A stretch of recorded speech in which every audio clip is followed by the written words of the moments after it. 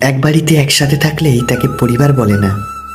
পরিবার মানে হলো সারা জীবন একসাথে থাকা, একে অপরের দুঃখ বোঝা, সুখে দুঃখের সাথে থাকা, একে অপরের কেয়ার করা। ভালোবাসাই একমাত্র ম্যাজিক যা সম্পদ ছাড়াই মানুষকে রাজা করতে পারে।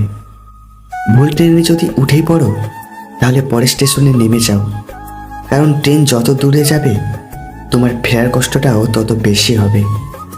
যে মানুষ মিথ্যা বলে আজ কাউকে ঠকাচ্ছে, কাল সে চোখের জলের বন্যা বইয়েও সত্য কথা বললে কোনো মানুষ তা বিশ্বাস করবে না।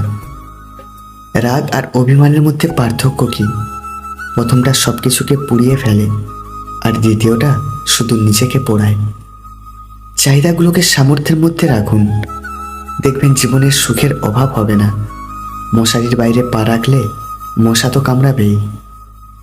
আমাকে যারা ঘৃণা করে আমি তাদের সবচেয়ে বেশি পছন্দ করি। তারা না থাকলে হয়তো আমি আমার ভুলগুলো খুঁজেই পেতাম না। জীবনে কখনো কোনো সমস্যা এলে দুঃখ পেও না, কারণ সুখ দুঃখ নিয়েই তো জীবন আমাদের। দুঃখ আসে বলেই তো সুখের এত দাম।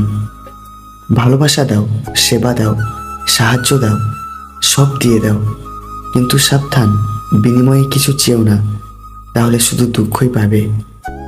বুদ্ধিমান স্ত্রীরা মরে গেলেও স্বামীকে একটা জিনিস কখনোই স্পর্শ করতে দেয় না, আর তা হলো তার মাথার চুল।